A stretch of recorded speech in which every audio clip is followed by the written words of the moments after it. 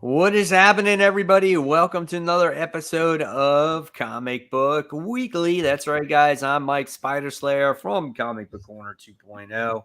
And of course, next to me, I have Cat Comic Uno. Say Hello, hello, Cat. guys. And then Hey, what's up? we will have Brant on here. He never said he was not coming on the show. So, yeah.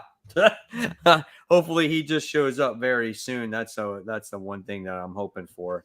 So He said he's setting up, so I just looked on our group. Oh, message, did you? so, Okay. yeah. Okay. So yeah, Brant will be here very shortly. We have a lot of news to discuss. We had D23 that happened this particular weekend. A lot of trailers. So very curious to hear what you guys think about all these trailers that were released, thoughts, processes, all that different types of stuff. And of course, we'll talk about the top 5 in the comics and everything else. And of course, we're getting you guys on here as well to build up the audience. We have CO397 is on. The Name Changes is on. Steve is on. Get the Key Comic is on as well. Thank you guys for joining in nice and early. At least early for us anyway. Late in the night, but early in the show. Yeah, exactly. What are you drinking there, Cat? It's got a lot of ice in there. Mountain Dew. I love my ice. Love it. It's got to be freezing cold or it has to be very hot. Love my Mountain Dew. I usually have Coke Cherry on the show. I was like, let me switch it up for D23 to celebrate. Speaking of, let's get into some comic news. So first up, I'm not reading this book, but you and Brant, I guess, are. I knew Brant was, but I didn't know if you were. But the Spider-Man 2099 book has introduced SpiderWoman 2099. Oh, and Brant's right here, so he could talk about it. We're literally on the first news piece, so you have not missed anything. So Spider-Man 2099 introduced Spider-Woman 2099. I don't think they revealed her identity. And is the book ending? Was that the end, or it's a mini? It's like it was a mini series, and basically it introduced just a ton of new characters. Even Miguel O'Hara was in the series very sparingly, and and in the last issue they introduced Spider-Woman 2099, but she was in it very, very sparingly. It was just like she comes through with the Avengers 2099, and then she meets up with Miguel in the last page, and she's like, "Oh, you picked the perfect day for us to meet up." And they basically, web swing away, and that's basically it. So you don't know who she is, where she came from, what she's going to be about, how she's going to be in the universe in the future, or what's even left of the universe, going forward when it comes to 2099. So, but the character kind of looks cool. Reminds you of an old Julia Carpenter suit in a way, except she has this huge headpiece. It covers her. So maybe like a symbiote too at the same time. But she looks kind of cool, but we don't know anything about her yet. So, Brant, you read Spider-Man 2099, correct? Yeah. I read it. She was only in like the last page, right, Mike, of this issue. So there wasn't really much to talk about. But I mean, she looked cool. I do agree. It looks a little symbiote-like. So I don't know much about her though. So we'll see what her role is going forward if they continue. I'm sure they're going to continue in that universe because now it's like it's all cleansed of Osborn and all that crap, so we can move on to something else. And it's got a whole bunch of new characters now, right. Yeah, exactly. All the new X-Men and all that. So also, I didn't know if you want to talk about this, Brant, but this was something that was added like a few hours ago. But G.I. Joe, A Real American Hero is ending, and they are having their big final issue. I know you read G.I. Joe. Are you current with this one? Are you excited? I am behind, but I am picking up this last arc. It's like the last 5 issues. It ends on issue 300, and it's because I assume because IDW's losing the license, and so they wanted to finish on a high note. But yeah, this is the run that started at Marvel with Larry Hama way back when, and that they picked up and continued on and told another almost 150 issues of it through IDW. So. It's pretty cool. It's not I don't know. Like I said, I'm way behind on it, so I don't know exactly where it is. I've read like random issues here and there, and it hasn't been quite as strong as I would like, but I do appreciate that they continue that story. I'm sad to see it go, but again, it got an extra 150 issues after it originally ended years ago, so I can be happy with that as a G.I. Joe fan. That's what I said with to Cap before the show started, because we were talking about the G.I. Joe thing. I was like, yeah, I think it's because of the licensing thing why it's ending. So yeah, I wouldn't be surprised if he does go back to Marvel. Yeah, definitely I could. feel like Marvel. Oh, sorry, go on. I thought maybe Skybound was interested in it. I don't remember. Oh, was it all of it though? Like, I don't know. Yeah. I didn't know if it was all those properties. Right. I'm not sure. What were you going to say? And don't you feel like? I know. I was just going to say that. Don't you feel like Marvel has a few of these properties and they haven't been doing anything like extravagant with it? Like they have Aliens and Predator took like a year to come out, and then Star Wars. I'm sure people are enjoying it, but I know from you guys it's just been okay. Yeah. Star Wars started off strong. It seems like they're doing a lot with it, but it's just not. It doesn't have the focus, and it seems like any franchise they have like that just. Like I remember at one point they had John Carter and they did like a couple of miniseries and didn't really catch anybody's attention, and then they just moved on. So they seem to do that a lot, unfortunately. Right. They have the whole cross-gen library too, and they've barely done anything with that. I did see, I think it's in November, they're actually putting out a cross-gen Tales book, which has like the first issue of 4 of the original series, which I thought was weird, but okay. So yeah. Yeah. I don't know. I mean, who knows? I mean, Star Wars started off good, and Star Wars was actually pretty good until they started doing all the crossover stuff, until they started just like how Marvel's events is right now. You know what I'm saying? So yeah, they watered it down a little bit through that. Right. So moving on to some Substack news. Today, it was announced that Joshua Williamson and Matthew Rosenberg were joining the Substack initiative. I'm not surprised by Williamson at all. And honestly, not even Rosenberg. They're both DC guys. They're friends with the people they're doing, or at least I know Williamson's friends with, Scott Snyder and James Tynion and all that. So makes sense to me. But Matthew Rosenberg's coming out with 6 titles through Substack, which I thought was interesting. But yeah, always interesting to see where the industry's going. Yeah. We've talked about Substack before. It's like I just don't see the longevity in it, but cool. If they're happy doing it, they're happy doing it. So that's all that matters. That's true. Yeah, that's true. And they can make money off of it for sure. But it'll be interesting to see if they do a lot more DC work or if they're going to focus on this or not. Right. But let's move on to DC is going to be exploring the multiverse. So we'll be talking about that cliffhanger from Dark Crisis when we talk about the comics, but it's going to be spinning out of that cliffhanger from issue 4 with Mark Waid, Dan Jurgens, and Janin doing the art. I'm not gonna pick this up. I'm not so interested in the cliffhanger, but it's good that they're getting big creators to do it. But they're also creators we've seen do a lot of DC already. It's not really fresh voices or big leagues that haven't been at DC for a long time. Like Mark Waid, I know he's getting into the fold again, but now that they have Mark Waid, he's doing a lot of DC work. So it's not a completely surprising team. Yeah. Go ahead, Mike. I was just thinking, is this going to be the start of a new DC universe? This whole No, I don't think so. I think they've tried this so many times, and they're is this Mark Waid is going to be the one that's going to be in charge? Because everyone seems to really like World's Finest, right? And everyone is talking about, the DC universe needs to be more like World's Finest or whatnot. And being that he's kind of the head of this particular big bang, is this going to be the launching point of what could be going forward when it comes to DC Comics? It's hard because, not to talk about Dark Crisis too much, but it's basically the bringing back all those worlds that disappeared in Crisis on Infinite Earths. So, are they going backwards? Are they? I mean, didn't they already try that too? So it's like I don't know exactly what this is.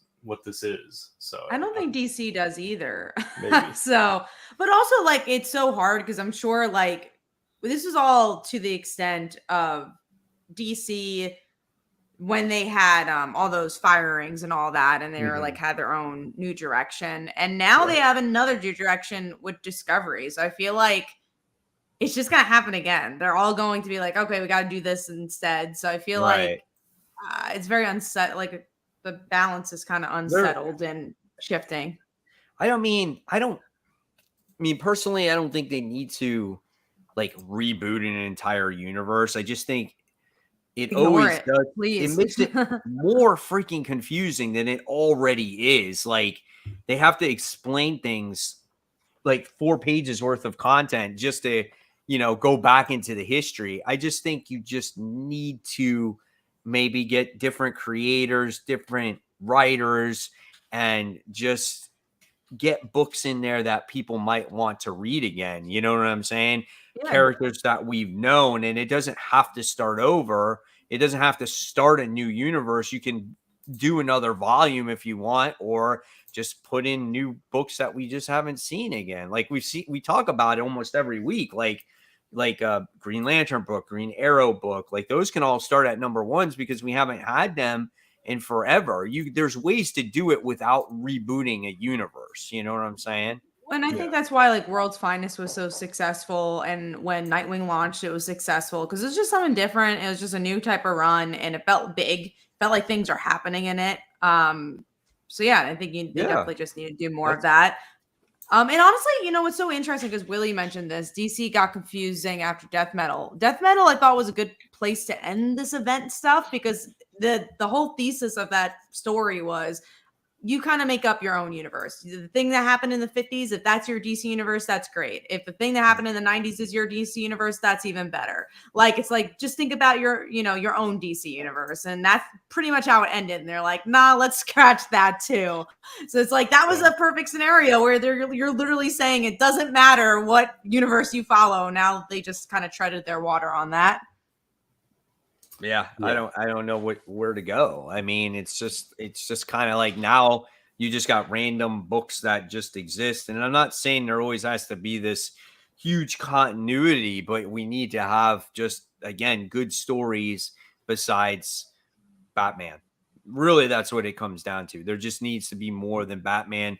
There's a whole universe out there to explore. And I feel like it's just been condensed to the one character, and now they're not even beginning to scratch the surface anymore. You know what I'm saying? I mean, I personally did a video on what DC could do, and what they could do is just do all their regular core characters from like Justice League.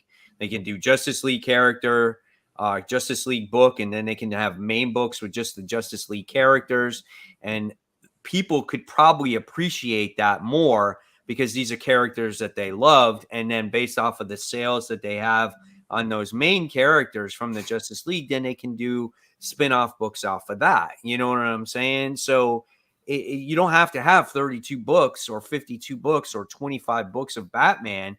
Just make good books that's not overwhelming for people to read. If you had 3 or 4 DC books a week, people could more likely buy that because it's affordable and it's a different book besides one character.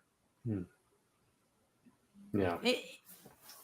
I think it'd be interesting to see something like that for sure. I just want to see good stories. That's pretty much it. I just want to see good runs, and I don't think it has to be too complicated. I think just like hire people that have a beginning, middle, and end to their story, some twists and turns, and that's it. Like, instead of just being like, oh, this is the filler run, this is like, oh, we just need a Batman book, so here it is. Like, I think, we've seen that these creators have amazing pitches, and then you hear about it on Twitter, be like, the pitch that never happened. It's like, well, why didn't that pitch ever happen? Why are we not just making good content?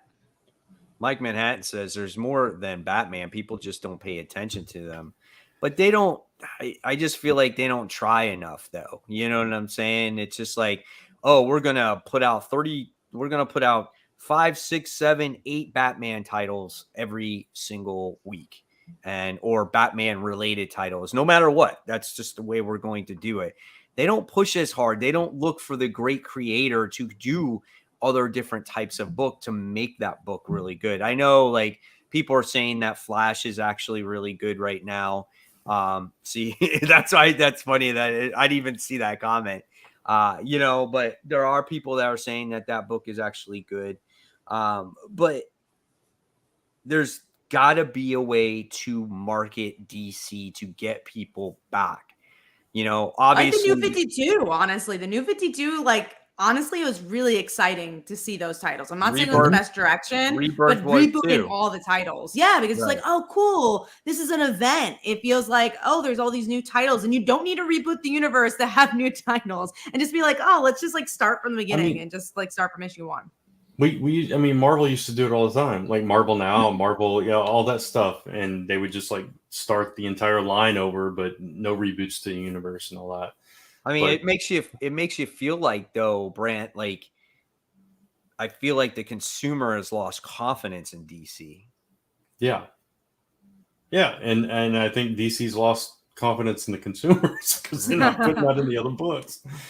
Like we talk about, there's no Green Arrow. There's, all these different characters that we were so used to just always being there, depending on certain characters that be able to follow their stories if you're a fan of that character.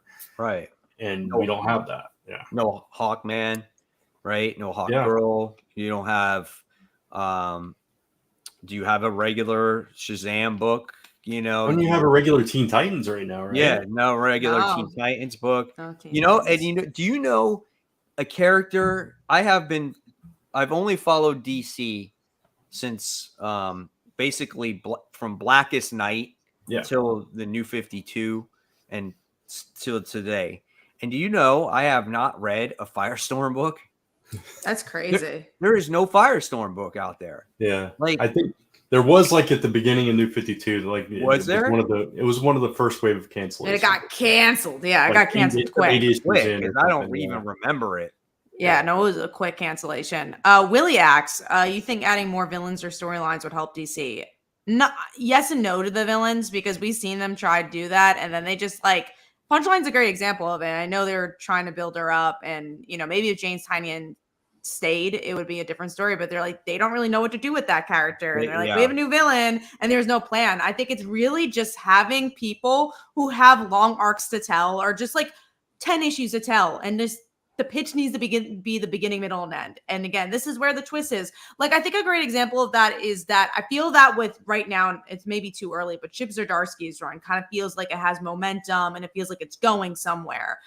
World's Finest is another example. We had 6 issues, really solid arc, and then it span into Batman versus Robin, and it felt like I had a plan, and there was just it was good storytelling with good cliffhangers. Honestly, I want to see storytelling like Radiant Black, but in superheroes, in DC and Marvel. I want to see books where it's okay, we're progressing the characters. There's new villains, but then there's twists and turns. Yeah, exactly. Robin's a great example of that. Robin is a great book with character development, twists and turns. And I want more books like that. And I think that's what's missing, not just from DC. I think Marvel is missing that as well. I think that's what's missing from the big two in general, is that type of storytelling. Minus some stories. And I'm not saying that's from everything. There's some great books from both companies, but I think that's where DC and Marvel need to be at. And I do think, all right, this is a good question. Do you think this is from when we started reading and doing this? Because obviously the 90s and 80s and all different decades might be different. But do you think this is the worst Marvel and DC has been at storytelling-wise?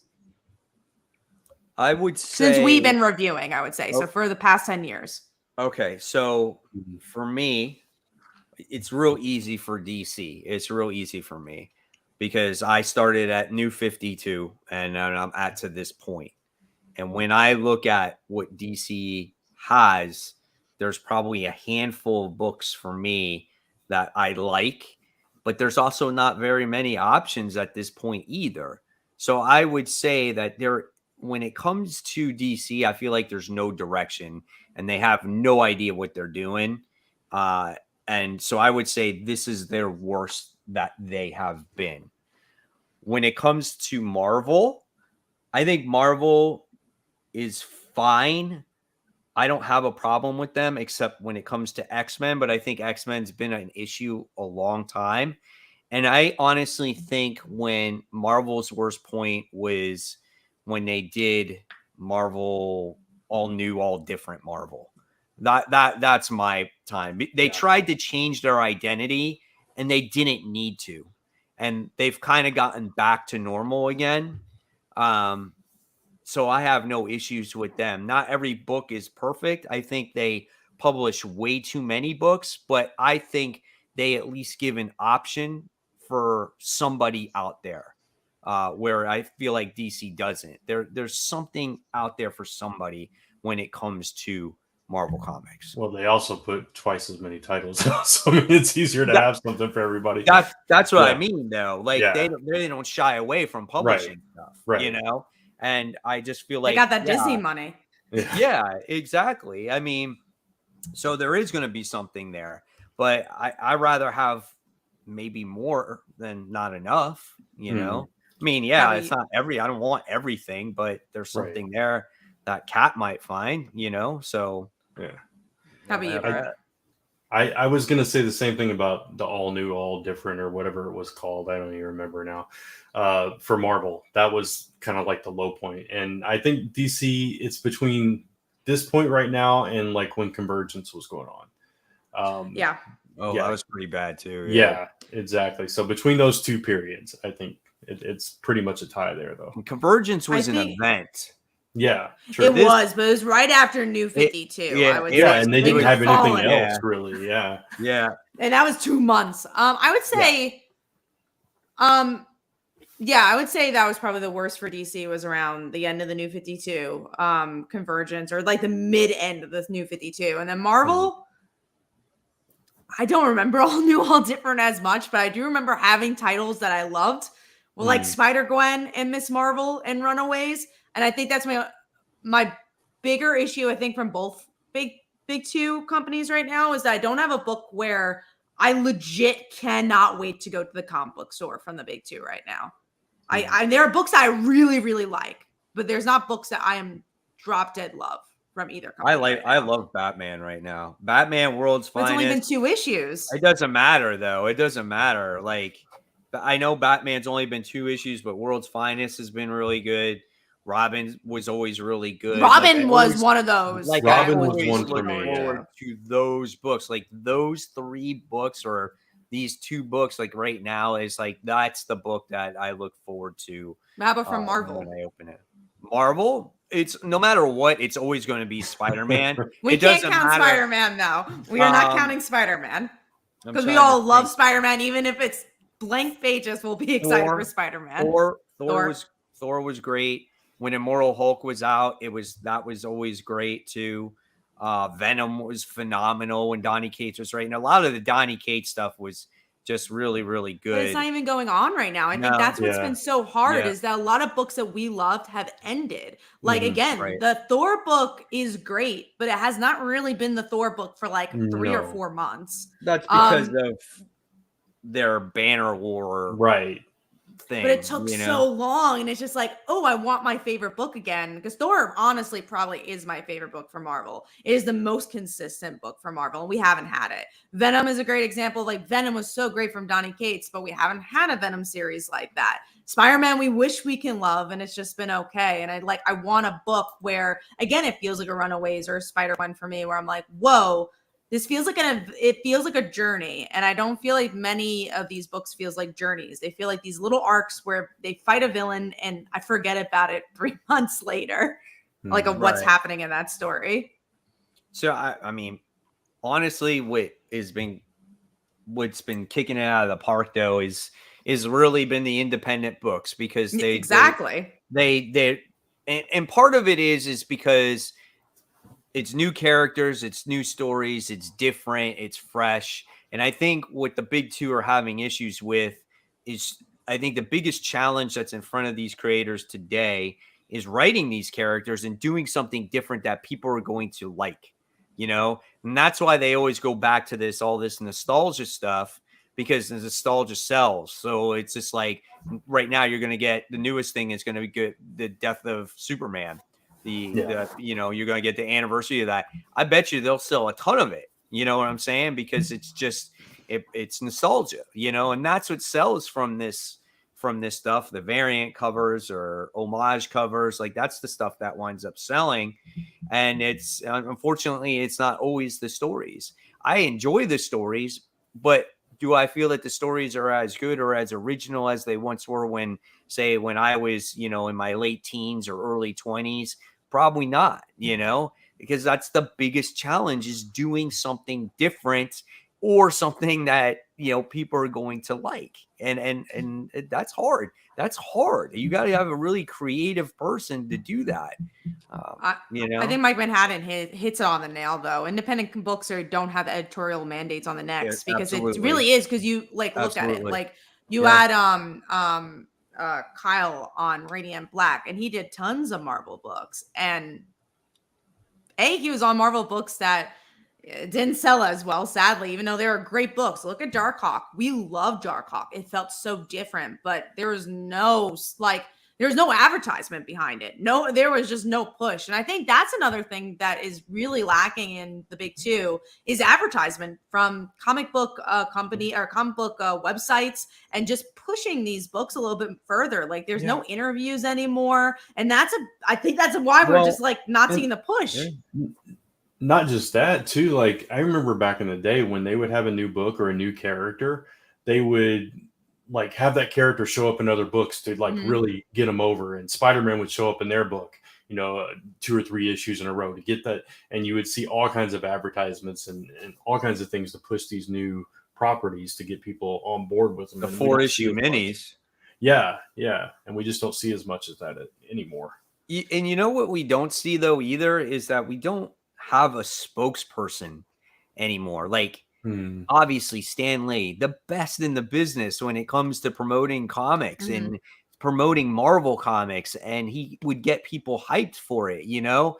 And then same with DC, there's nobody there. There's nobody hyping up their own brand. You would think that they would have a PR person or somebody to sit there advertise their products, you know, like even Dan Didio, he did it, you know. I mean, to the Joe Q, despite what you think of either one of them, both of them did. Yeah, they're definitely in the spotlight a bit more. He had his own show weekly, I remember. Like he had his own like web show. Like they would do more stuff. I definitely think, and even like a Jim Lee. Jim Lee still works at DC, but you never see his face. He never talks about the comics. And I think we just need pushes like that. And I think that's the biggest thing. I think that's what's changed in the culture in these past 5 years. Is just, you know, and rightfully so. I know why comic sites don't promote them. I mean, literally as a journalist, I know why comic sites don't promote as much, because there wasn't as many clicks of just in the interviews. It's better when you're just like, oh, this happened in this issue, because that's really what people want to read. It's not like, oh, let's look in the nitty gritty of this interview.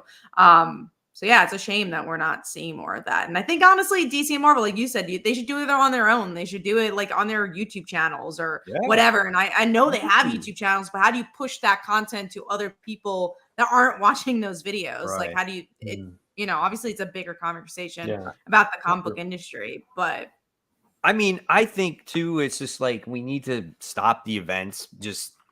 I don't mind a yearly event or an event here or there, but it always interrupts your favorite book that you're reading. And then you forget what the story that was going on. Yeah, exactly. And there's just too many of them. Like they're not special anymore. So when you go back to the very first Marvel event, like Secret Wars, right? Look at what you got out of Secret Wars when you think about it today, right? Obviously, you got the introduction to SpiderWoman back then. You got the introduction to Titania. You got the introduction to the black suit, which led into Venom. You know, you're still dealing with ramifications of Secret Wars today. And what ramifications do you deal with when it comes to the events right now? Like, what are you going to get out of Axe? Probably nothing, you know? And it winds up always reverting back, even if something did happen. So there's nothing at stake. You know what I'm saying? Like those guys, they took a risk and it hung around. Now, today it's like, if it's like people are like, they're not going to keep it, no one's going to die or whatever it is. But if you took away event for like a year or year and a half or 2 years even, and then something major happened, people would be like, oh shit, they actually went there with that.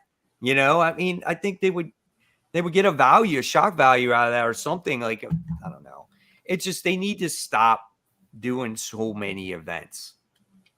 Yeah. It's telling good stories. Speaking of events, though, we have a Captain America kind of event. It's within its own series, which I appreciate. If you're gonna do an event, do it that way. It's Captain America Cold War, and I will say, I know we're speaking badly on events, but I'm interested in this because I've been enjoying Captain America. But B, we don't really get a lot of Captain America events, like, at all, especially within its own series. Captain America never feels that big, so I'm glad they're putting the spotlight on the Secret character. Empire. And that was like an event for the whole entire universe. Think of like a Spider-Man event, like how it's just in Spider-Man. Yeah. Have we had one for Captain America like ever besides Secret Empire? I couldn't even tell you. I don't know, honestly. But I mean, the way it's been building up in the Cap title has been really strong, and I'm kind of excited for this too, because it's huge for Captain America's world and anybody closely tied to him, and it could have, I can't talk tonight. Ramifications, whatever. I don't know what word I was looking for, but it wasn't that. But anyway, it could spill out to other parts of the Marvel universe, but it's more contained and more about his world, which I appreciate. Yeah. Which is what event should do. Like that Daredevil event, I still think it should have just been in its own title, and it would have been a much better event than what it was. Sorry. I was going to point this out.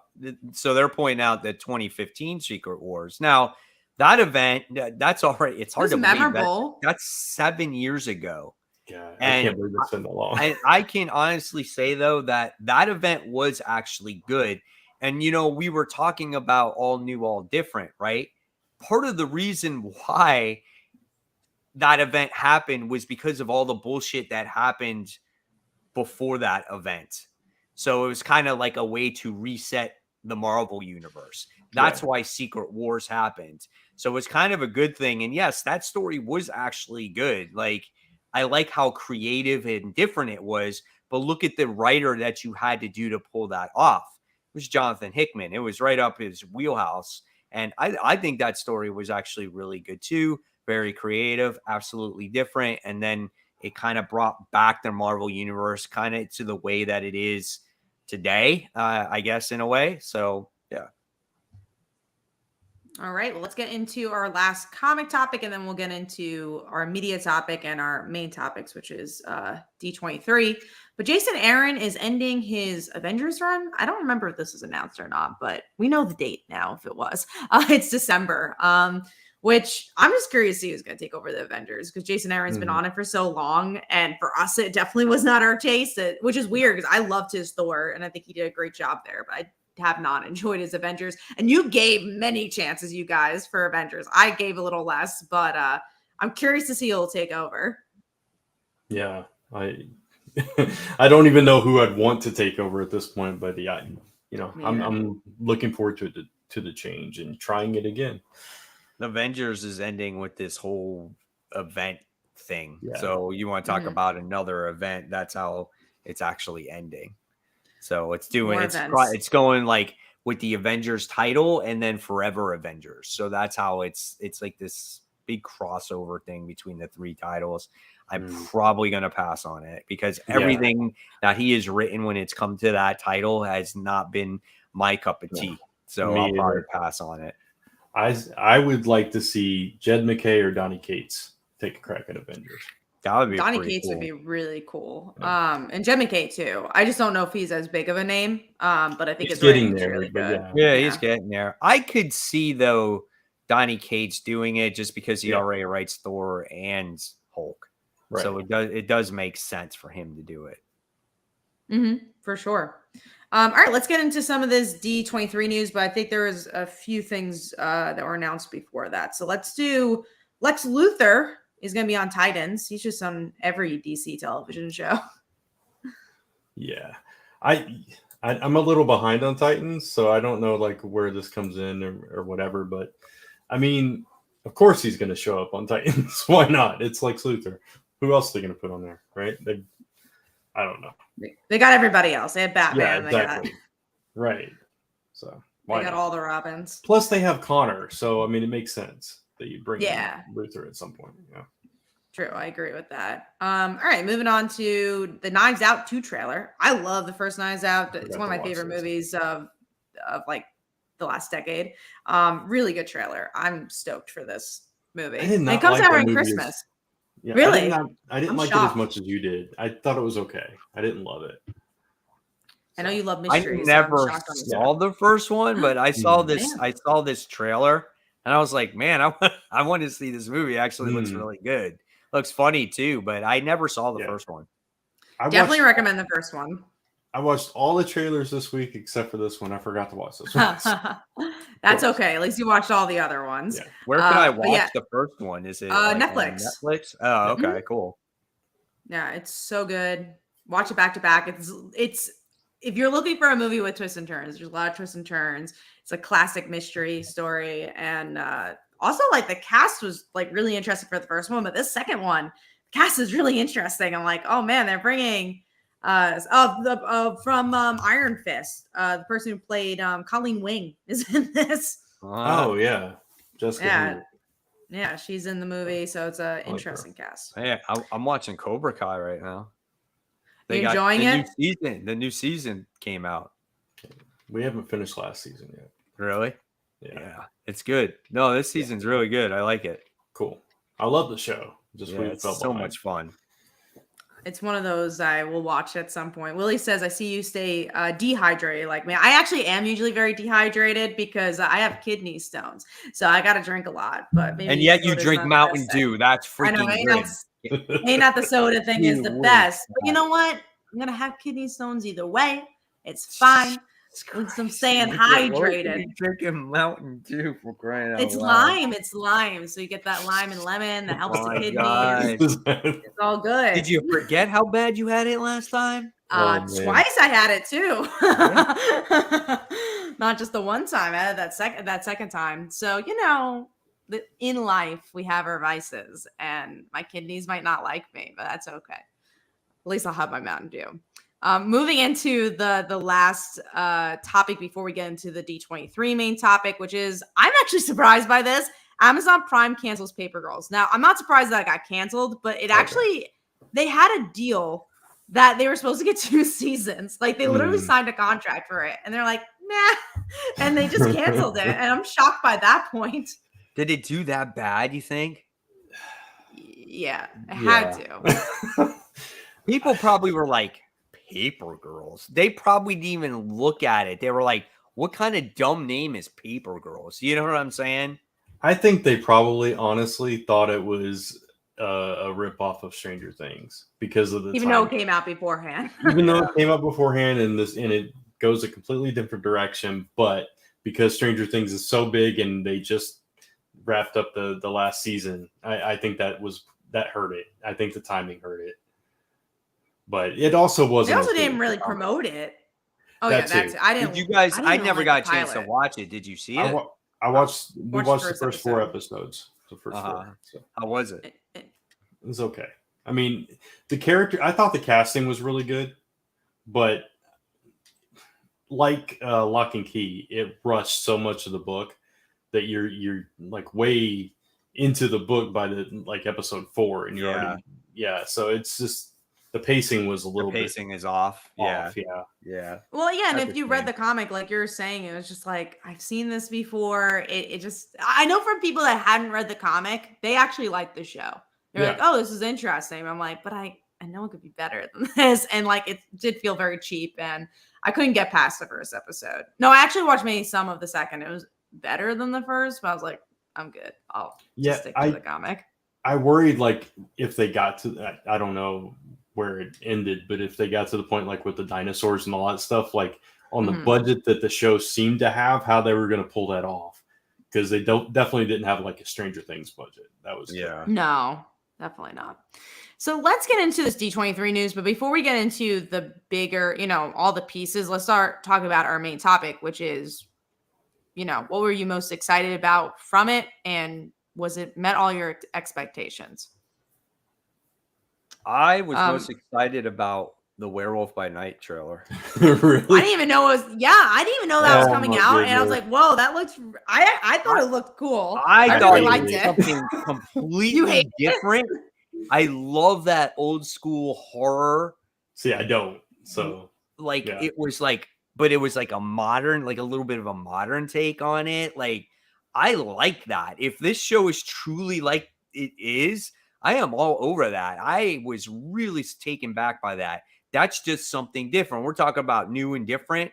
This is just reinventing, old school horror movies. And I agree with that. I love that. I really, really did. I mean, my other thing that I was really interested in was the Thunderbolts lineup there.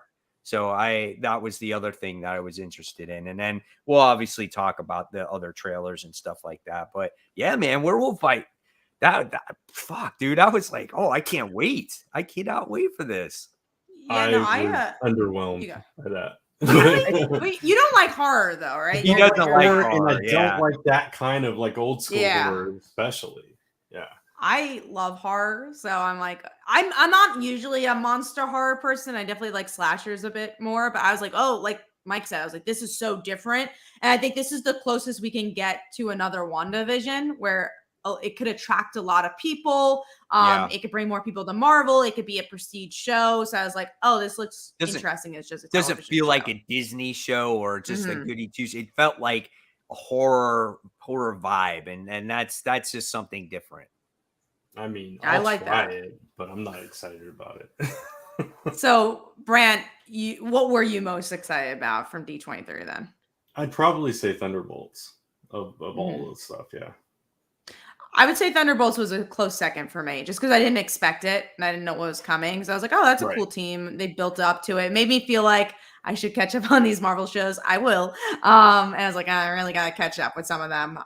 So I was like, oh yeah, they're really building towards something. And that was a cool surprise. How did Ghost become a Thunderbolt though? I know. She was with Ant-Man out of too? all those people there, I did not see Ghost being part of that team. I didn't really see most of them being part of that team. It was an interesting lineup there. Well, obviously Yelena you were going to get. Well, of course, right? And US Agent you were getting those two for sure, right? Because they were both recruited in their shows. Yeah. So for sure you got that. Bucky, that was another one. I'm like, how is Bucky involved in this whole thing? So that's another one. And then who else is in there? Red Guardian. Yeah. So that one surprised me a little bit. And then whatever Julie Louis-Dreyfus, whatever her character. Well, she is the recruiter of them. Yeah, right. Yeah. So. And then it's like, is there a new Taskmaster? Oh yeah, that was right? I'm like, Taskmaster. I'm like, we're getting Taskmaster back. Like, where does that come into play with all right? Sweet Extra says that they were disappointed that Fantastic Four didn't make an appearance. Yeah, I was disappointed that there wasn't any big announcements. There wasn't like an X-Men or Fantastic Four. It's just like, here's the Thunderbolts, and I'm like, oh, okay. I don't think anyone asked for that, but or even like an Ant-Man trailer. We haven't gotten that, and that comes out really soon. Yeah, that is weird. That comes out. I don't know. I mean, we'll get them though eventually. I think they're just really putting that in their back pocket. I think they're going to reveal it in a movie. I don't think they're going to make an announcement. I think they're waiting to, just like they did with the other versions of them. And also like how they reveal, I won't, just in case you haven't seen some of the movies, they revealed some characters at the end of Thor. So like, I think they're just revealing it in their movies, which I actually like and more. I think you're not going to expect it. So I agree. I think that's when it's going to pop up, because like, look at how excited people were in Doctor Strange when you got Mr. Fantastic from the alternate world in there from a different Earth, like that was pretty cool. And and Professor X as well. So who's to say that they're not going to do that in their other movies that are getting ready to come out? Serenity said they did an Ant-Man trailer for people in attendance. Yeah, that one. I know they did. They showed some footage from Ironheart too, I believe. I heard people said Ironheart looked really good. It was like, Really? it was a lot more serious than people expected. Like it felt very street level, which is cool because honestly, like I love the first issue of Brian Michael Bendis's like Ironheart, like her introduction where like the friend dies, and there's some like serious topics of like her. I think like her dad died too. That could be a really good part of the show. Yeah, it was pretty dark in the beginning there. Like I feel like Riri's. I agree, Kai. I feel like Riri's introduction was actually solid. And when she was in Iron Man book and in her own series, it's just everything else that's come after that. Like again, once you get the initial creator that creates the hero, you don't. It's like what do we do with the character from there? It's like you talked about Punchline before that was created, by James Tynion. It's like, oh well, we're gonna put her in jail now. That's great. It's just like because we don't know what else to do with her. Yeah, no, I definitely agree with that. We actually have a couple more comments here. Steve makes a big, good point. Most of the Marvel announcements were at San Diego, which I'm shocked by because everyone's like big thing was like everything's gonna be announced at D23. San Diego won't exist anymore, and yeah, they actually did have more of the big announcements at San Diego, which I'm kind of happy to see. And then the other question was for all of us: any opinion on Warner Brothers being at New York Comic Con?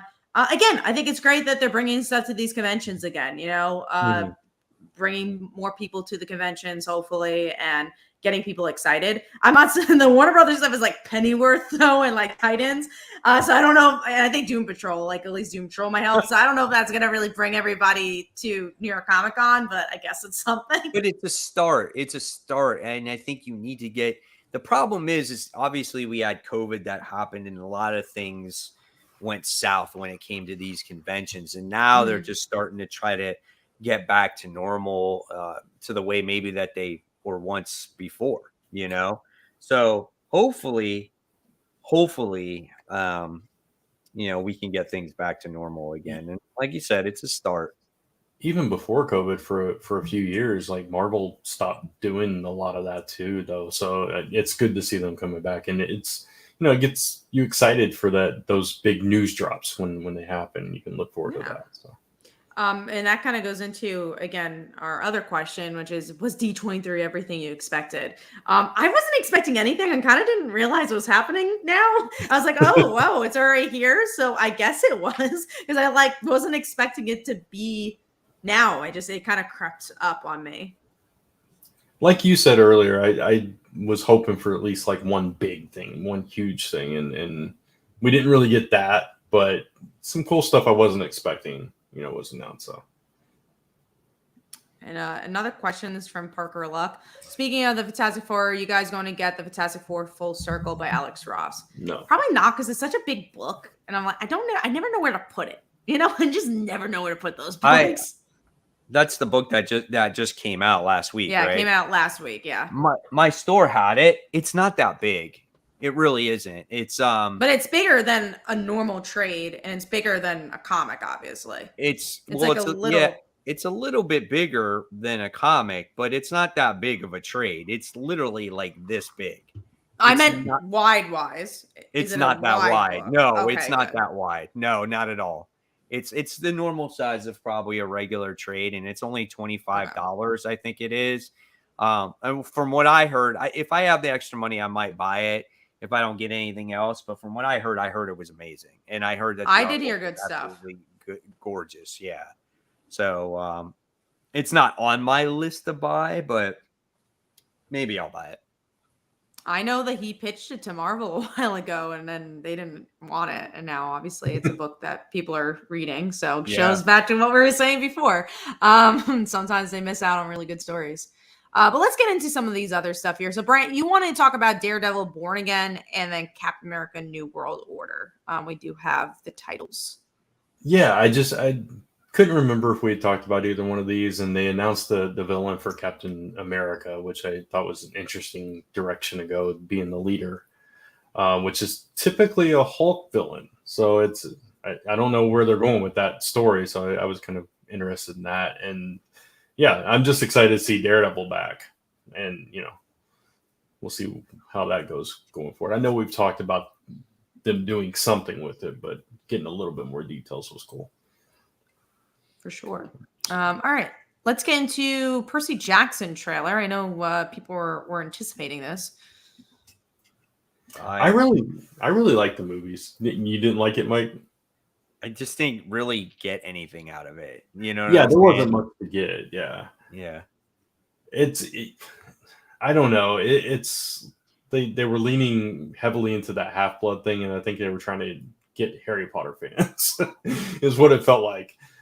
Just the way that it was positioned and everything. But I enjoyed the movies. I thought they were fine. So I was kind of looking forward to this. Hopefully we'll get a longer trailer soon, because this was just a little teaser. Yeah, it was a teaser. Yeah.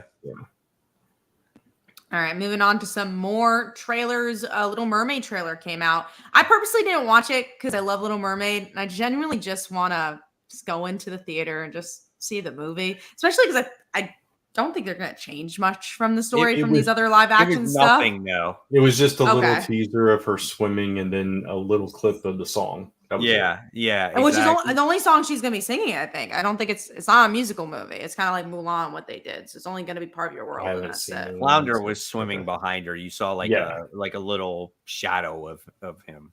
Right. But that was it. I mean, she looked great. She looked really nice in the little bit that you saw of her.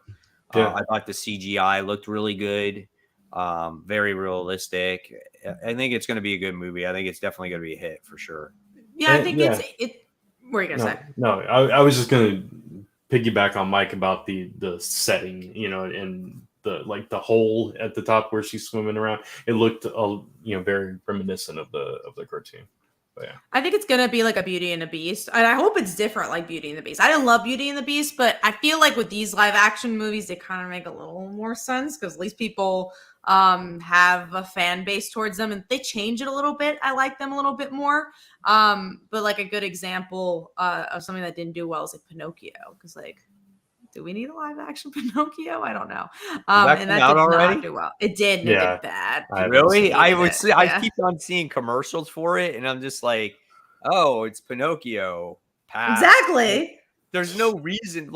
There's no reason for a Pinocchio live action film to come out. You had the cartoon. It was made ages and ages and ages ago. He exists, but do you really care that? Unless you do something different with him. No, they didn't. We were talking about this the other day, Lisa and her siblings and me, and we were like, you kind of forget the themes in Pinocchio until you start exploring it again, and there's some dark stuff in that movie if you really think about it. So it's I agree. Do we really need that one? Right. Not so sure. No. Mike Manhattan makes a really good point. The Treasure Planet Atlantis, those type of movies are a little culty. People would go see it, and maybe you could do something different in this in this decade, and those are movies you should make live action films of. I would love something to with see a fan base. Planet. Yeah. Who wanted Cruella? People love that movie, so I haven't seen it, but that actually got good reviews, and also. It's something different because it was just about her. You already saw 101 Dalmatians, but something that's just about that character, like Maleficent, was a good example of that too. More, which is good. Exactly, they're doing something. All right, let's get into more Disney. Inside Out 2 was announced. I like the first one. I've no clue what the second one would be even about. Would it be another character? Would they follow her as a teenager? What is that? Yeah, that's why I'm surprised that they're actually making a second one. Mm-hmm. I really liked the first one myself. I thought it was a unique movie. I saw it in the movie theaters when it came out. I'm very curious on what they're going to do that's different from the first one. Yeah, I don't know that we need a second one. I mean, the first one was good, but yeah. I agree. All right, let's get into the last Disney thing, which is actually there's two Disney things. One I wanted to talk about. They announced a new musical princess movie, which is Wish, and the thing that I thought was interesting is it comes out in a year. And this is like the first time they're announcing it. I was like, oh, wow. They're doing like a very Frozen thing where they're all mysterious and you're like, here's the movie. And I love when they do that. Cause I'm like, oh, cool. Like Disney doesn't need to promote. We could just see this movie and it'll make billions of dollars just over that hype, just because they kept it secret. So I like that. The other Disney thing was Mufasa is getting a movie, Lion King, which again is a good example of like people like this character, do something different with it. Yeah.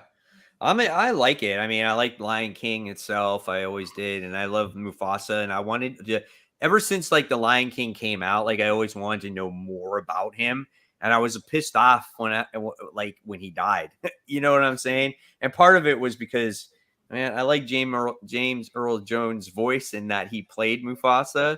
And it just, that's why I like that character. But I do want to know more about him. So I think it's a pretty cool prequel to have. All right. And then moving on to the Mandalorian season 3 trailer. I don't think it was long, right? It was a rather short trailer.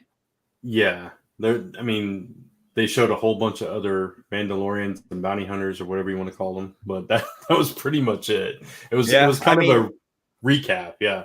Yeah, it was kind of a recap. It looks like, though, he does get Baby Yoda again. So you wind up seeing that. Also, you get the person that's in charge of the Mandalorians coming to him saying that you removed your mask and you are no more. Right. So where he gets kicked out of the tribe, maybe. So we'll see what happens there. Yeah. So I'm assuming he hooks up with what's her face's Katie Sackhoff's group of outcast bounty hunters. Yeah. You make a good point there for sure. And our last news piece is that Marvel trailer we didn't talk about, which is Secret Invasion, which looks solid. You know, I think it'll be an interesting movie, or not movie, TV show. I mean, you have Samuel L. Jackson, so how can you go wrong with that? It was all right for me, right? I mean, it reminded me of just an action show. That's basically what it was. And I'm like, all right, I need to see more to find out if it's going to be really good. I just hope it's more in line with what we know about Secret Invasion than what they showed in Captain Marvel, because I was really disappointed by the way that was handled. But yeah, I agree with that. So that's all the news. So we're gonna jump into some comic books. All right. So here we go. Comic book time. If I can't stop choking on my mucus here. Gee whiz. All right. So first things first, let's talk about a Dark Crisis on Infinite Earths. Just to let you guys know, there are spoilers. Most of you read your comic books, I'm sure. So, but be warned, we're going to talk about the spoilers. So there's Brant clicking on it. You can see. So we have, let's see. I'm trying to remember what happened in this one. I get the biggest thing was just the multiverse thing at the end. And Beast Boy might die. Lots of fighting between Slade and then the Legion of Doom. Yeah. And Black Adam was in this as well as he went to the Legion of Doom. I thought that was kind of cool because he feels like the Justice League is not competent, that they don't have what it takes to save the day or to fight, right? And then all of a sudden you wind up getting Destro come out and I don't know, the Dark Crisis is happening and we get the new multiverse is born because we needed another one. Yeah, I liked elements of this book, and the art was really nice. But the quiet moment with what's his name, Alan Scott and Nightwing, I thought was fairly powerful. I enjoyed that scene. I even liked the stuff with Hal and Barry. It felt classic, them teaming up and all that. And then like you said, you had the big fight between Slade's guys and the Legion, and leading into the Pariah stuff. So I mean, it was a very action heavy issue with a few little quieter moments in between. But I thought this was a pretty solid issue. I enjoyed it. I thought it was okay, but it goes back to like the things that we were trying to remember about the issue. There's too much going on, which makes too little going on. There's so many plot lines that nothing actually moves. I mean, when it comes to, if I look at events, when I look at Axe, Judgment Day, and I look at this is much this is better. Oh better. yeah, For Much sure. much better. The art's better. I feel like the storytelling is better, even though there's a lot of stuff kind of going on. If you honestly took away like, oh, the multiverse was born, I would be like, okay, I'm actually like this issue, right? Mhm. I love this. I actually really enjoyed this event until that moment right there, because I loved seeing everything going on and all these different moving pieces. Like I like that, but now it just makes everything more confusing again, because that's what's going to happen. I mean, it's a crisis. That's what always happens in a crisis. They have to do the multiverse. They can't help themselves. Oh, it's so bad. They shouldn't make a crisis. They should just stop. All right, let's go into the next one. All right. So next we got, I didn't read this because I never read the first issue of it. So it's Dead Lucky issue 2. So what'd you guys think of this one? I think I'm going to drop it. I will say, I think it was better than the first issue. I do think it was a little bit stronger than the first issue. But I really didn't like the first issue. So that's not saying a whole lot. I kind of agree with you, Kat. I don't think there was enough to hook me in this one, but I at least enjoyed it a little bit more. So I like some of the smaller moments, like when she's just like at the restaurant and things like that, but it doesn't equate to enough of me saying I need that next issue. I just don't really like the world. I don't really know her. I feel like everything's so mysterious, but not in like a good way. It's just no intrigue for me. Yeah, I mean, all we know is that she's got PTSD and she's seeing her dead, officers that she served with, and they're helping her. And that's really all we know. But I agree with you. The stuff at the restaurant and diving a little bit more into her personal life in that way was probably the highlight, and the cop that was kind of wavering, that didn't like all the restrictions that was being put on her. I thought that was an interesting thread as well. All right. So what are you going to do, Brand? You going to keep it, or you think you're going to drop it? I'm leaning towards drop, just because it's not. I got to be more picky. I'm reading way too much, and I'm reading like stuff I'm not loving. So right. Yeah. Right. Exactly. All right. So let's move on to number 5. And what was your number 5, Brant? Dark Crisis, actually. So Dark Crisis was actually my number 6. Nice. It was my number 7. So there you go. All right. What about you, Kat? Mine was Batman issue. What are we up to? 127. I think this is the 3rd issue. I don't know. Maybe it's the 2nd issue of their thing. I thought this is a little quieter than the previous ones, but I still enjoyed it. I like the fight between that other Batman. I forgot his name. Starts with a Z. And yeah, I think there's some interesting stuff here, but it's definitely a point A to point B issue for me. Zuranar or something like that. Something Batman, like that. Yeah. I love this book, though, man.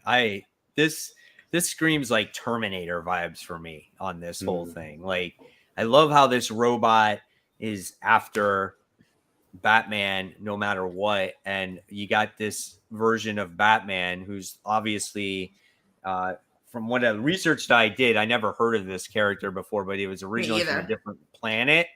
And then it's become like a different psyche of Batman when he can call upon it, And this version of his personality created Failsafe, which I thought was excellent.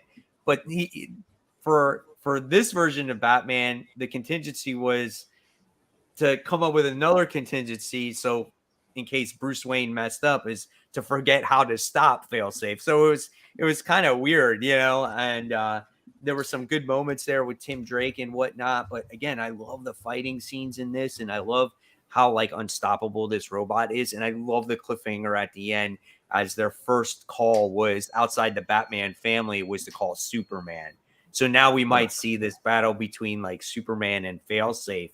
So now we're going to really see how strong this enemy is when it does battle against Superman. I love this book, man. This was my number 6. So gotcha. not quite into my top 5, but and I think it was because it was just a very action heavy. There wasn't a whole lot of progression in that way. I do appreciate the reference to the Babel storyline. Yeah, the Where all his beginning. Yeah, contingencies. Yeah. yeah. So yeah, I like all the mythos there and the way that it came about and all that stuff. And I also enjoyed the backup story with Catwoman and Penguin. I thought that was an interesting twist on Penguin. I never read the backup stories. You should read that. I don't usually ones read have it. been good though. These ones have been actually good. These have actually been, yeah. It ties into what's going on in the book. So the next one is going to be about this next version of this Batman. So you know kind of like what he's about. Yeah. I'll go back and read them. Yeah, so this one was about the past couple have been about Penguin. So, and of course Penguin framed him, and that's why this is all happening. So yeah. I thought they were Catwoman backup stories. They are. She's just involved. Okay. Yeah. Got ya. She was the one that was hired to find the next of kin of Penguin. Yeah. Of Penguin. Mm-hmm. And then it led to this. Yeah. So. And my number 5 was actually She-Hulk. Issue 6. Yeah. It was a good issue. So I like the ending. I love the character interactions with this book. Like they're great. The artwork was so gorgeous in this book. I love the colors. The facial expressions are great. Like you can really feel what the characters are going through. You could feel the tension between the two characters. Like I'm like the dude better kiss her because that's what I was hoping for in the book. Yeah. You know what I'm saying? And those two actually hooked up, which is kind of cool. You know, it's about time that these guys are going to have this relationship. And no one knows that he's alive, so that's really interesting. I love all that stuff. And but I've stressed it before. I need something more though, besides it being a book like this. You know what I'm saying? I thought it was interesting, a little hint that they dropped. Like she asked him, "You never took the suit off before, never," and he has no radiation now. So now it kind of leads you to believe that maybe the suit was causing all the problems for him all along. Maybe. So I thought that was interesting. Or it's not him because we have seen another version of him. So yeah, that's very true too. It could be an imposter. So I didn't even think about that. Yeah, definitely an air of mystery going on there, and I like the way she kind of looked back at the camera in that last scene as she walks out, and kind of, I think that tied in a little bit to the way they're doing the TV show too, and she made reference to Titania almost blowing a big case for her, which also happened in the TV show, so that was kind of cool, kind of for fans maybe coming in and discovering the book. But I'm enjoying this stuff, the dynamic between those two. Go ahead, Kat. I was just going to mention Steve's comment. I really like She-Hulk. You could tell Rainbow is a clearly plot arc. That's what I've been talking about with a lot of different other books that we get where you're like, is there a plot? Like, what's going on? Rainbow, and I know, Mike, it gets a little frustrating with her writing because it takes a little while to get there. Right. But she always has a plan, which is, and you could tell with this one too, because of the way the cliffhangers are, like you said, the little references that she makes. Right. Because there's just this bigger plan. And I love her plotting, and I do like her character work a lot. So even when it's slow, I'm still enjoying the book. Like this was still a good issue, even though besides the ending, nothing really happens, but it still felt like something happened because the character work was so good. The character work is what happened. Those two relationship is what happened, right? It's just funny because it's like we got introduced to those other characters in the last issue, and it's just like, and then we didn't even see them in this issue. And so it's just like, okay. And as much as I love those two relationship with each other, I want to see more character interaction with other characters. Yeah. So, we saw a bit of in this issue because we had Patsy and we had her exactly boss as well. And so and I think in the last issue we didn't in last issue he wasn't in it as much either. So I want that continued like other character stuff in there. But I did, and I love the Patsy stuff. Yeah, we were just saying, I loved it because it tied in so well to Iron Man. And again, Rainbow's so good at continuity. She does not forget what's happening, and she actually connects it to books that are going on right now, which is such a pleasure. So I'm really liking this book too. I like it's a different style when there's not a lot going on at all. Like there's a lot, but there's not, if that makes sense. Yeah, right. You know, that's it's like, how her again, books are. Yeah, it's like great character work, but when it comes to plot, it's like overall plot, it's very, very slow. But yeah, she does have a plan. You guys definitely mentioned that. You know, I think if it was another character though that I wasn't as passionate about, I don't know if I would still be reading it. It's just Jen. Maybe. I love her, and I think she writes her really well. So that's why, obviously, you know, I'm enjoying it. I could have probably said the same thing about Runaways. Mm-hmm. So if it was something else that I didn't care as much about, maybe I don't know though. Right. She writes for people that are fans of that character. Right. Like, I don't know if she really. I mean, I'm sure there's a lot of people that jumped into Runaways with her run. So I don't want to say that, but I feel like it is more written for, and same thing for She-Hulk. It's written for the fans, which is what I appreciate. Yeah, which shows she's a fan of the characters too. So that's always a good thing. And just remember, everybody, tomorrow, fancy dresses, eat cake Wednesday. Eat cake, fancy dresses, that whole, I can't remember how it's phrased, but yeah, that thing. All right, so that was our top 5. So we talked about Batman 127. We're going to move on to, All Out Avengers issue 1. I got to hear about this because I remember you said, Kat, why are you not picking this up? It's going to be amazing. It was amazing. It was all out, baby. So I actually enjoyed it. It was actually okay. So we're talking about character interactions, right? Character interactions were actually pretty good in this book because Spider-Man's in it, and he was in a scene with Black Panther when they were flying a jet. What was it? The Avengers jet or whatever it was, that they're the Quinjet or whatever it was.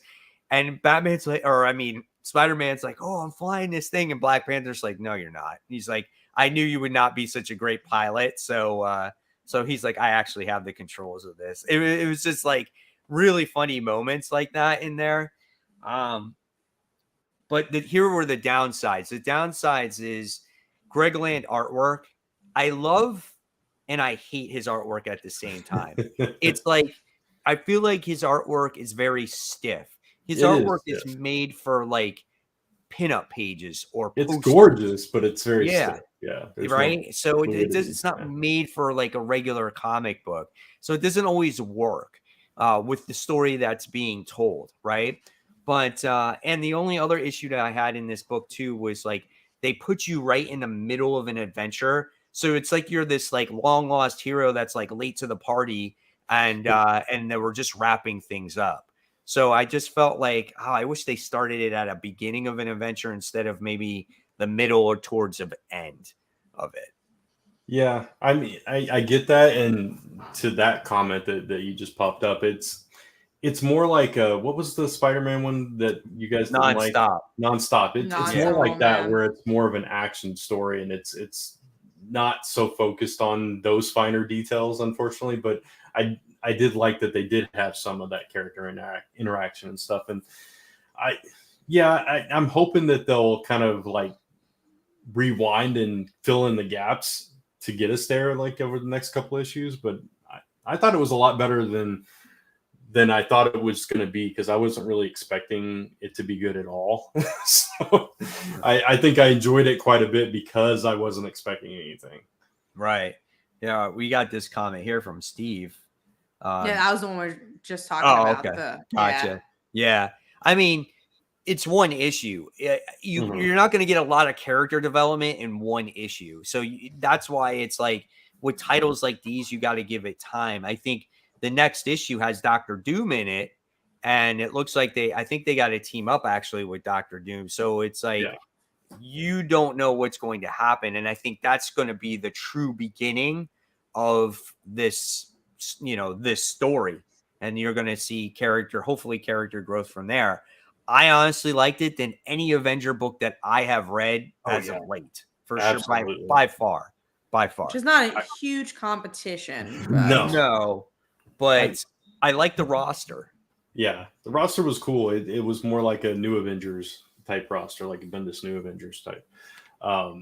And I will say, like, if you're a Talking Heads fan, this is the exact opposite of that. Yeah. Yeah. Exactly. All right, so let's dive into our number 4. Kat, we'll go to you. What's your number 4?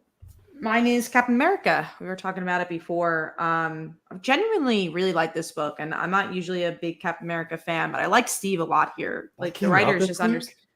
Yeah, it came out this week. I completely missed that book. Oh my goodness. I won't spoil too much. Okay, I'll just say it was a good Captain America issue, and there's some good moments between him and Bucky that I enjoyed. Nice. And I think it's just building up to this Cold War thing that they're going for, and it's just a good book.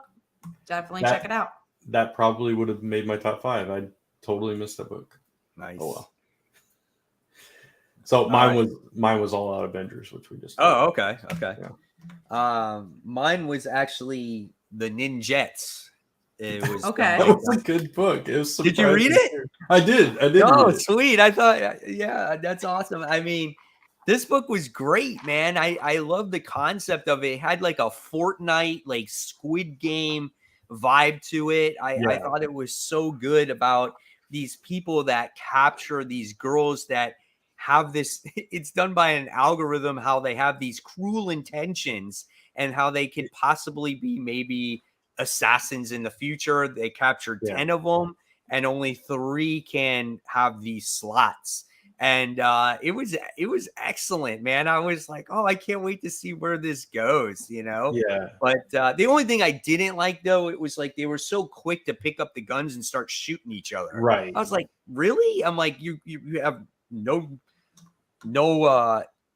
hesitation about doing this. But I mean, besides that, it was cool.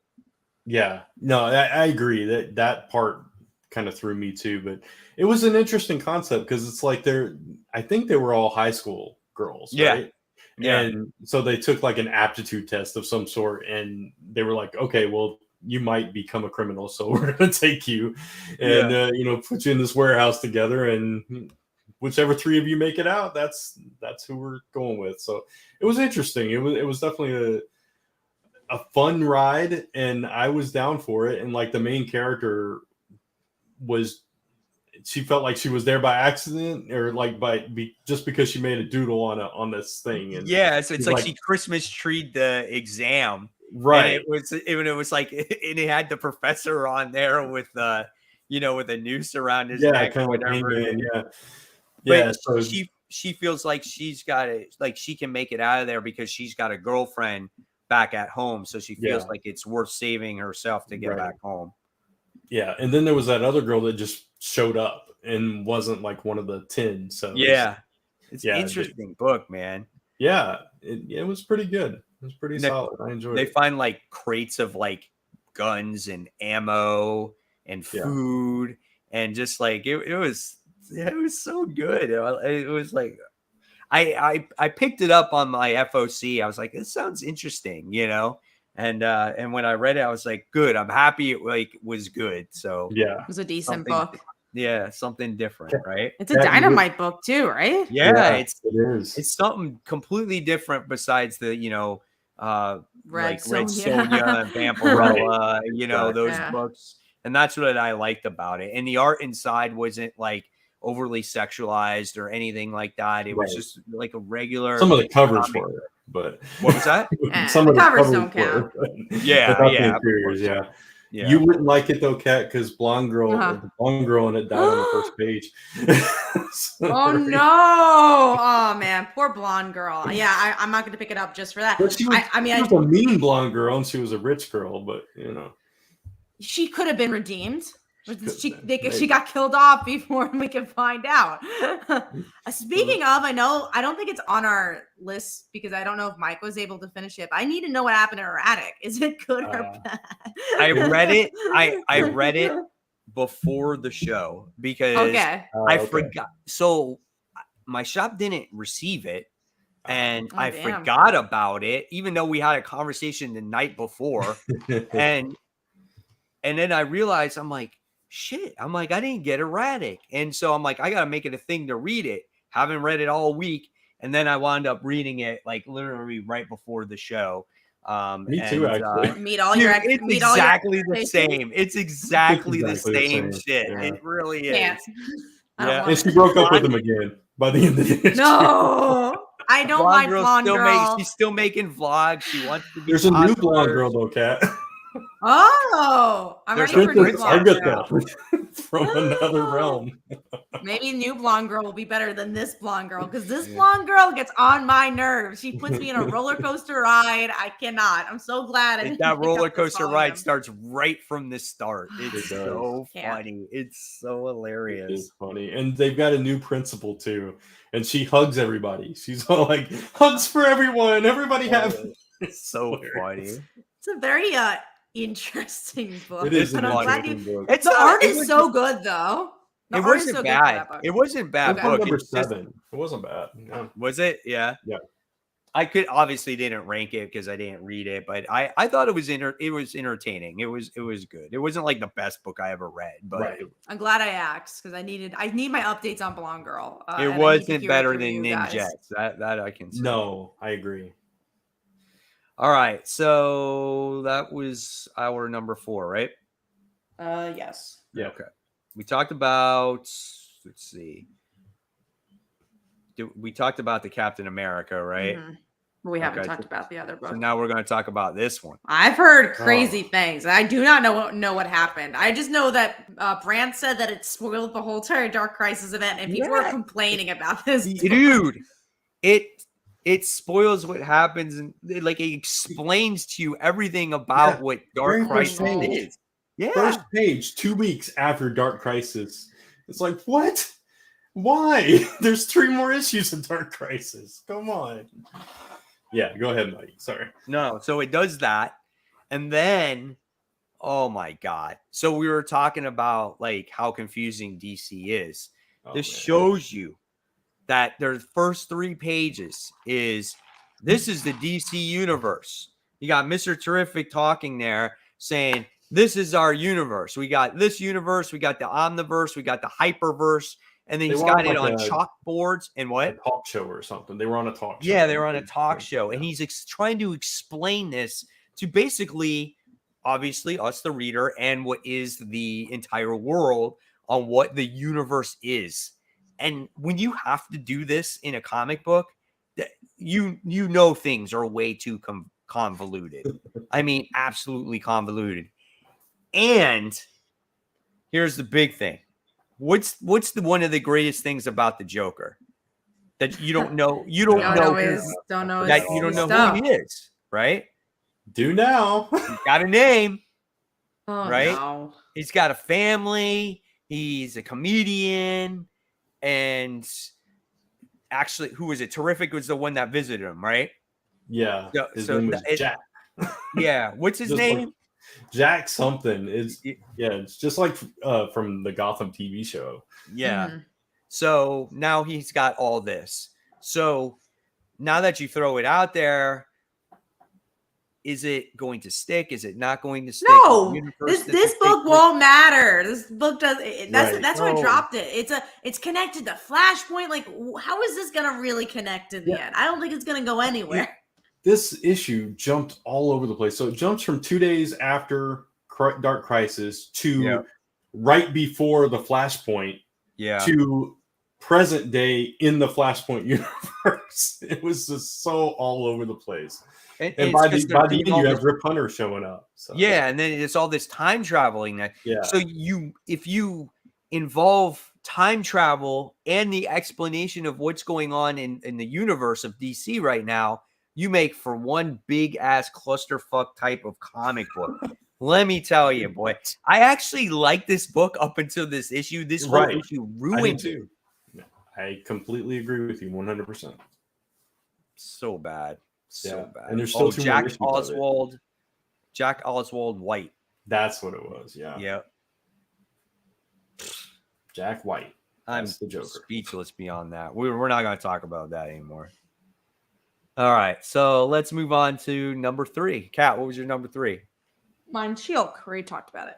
Sweet. Mine is also She-Hulk. Oh, nice. Nice. Right? Very cool. Mine was Punisher. Nice. That's Punisher- another. I love that book. I think that's a book where they're doing stuff. I really See that really when enjoyed you it. ask me about Marvel book that you really looking forward to read, it's hard to when you're, you know, put on the spot like that, sometimes it's hard to think. This is one of those books. This book was so good, man. Him fighting, you know, Ares and trying to resurrect his kids and what he had to do.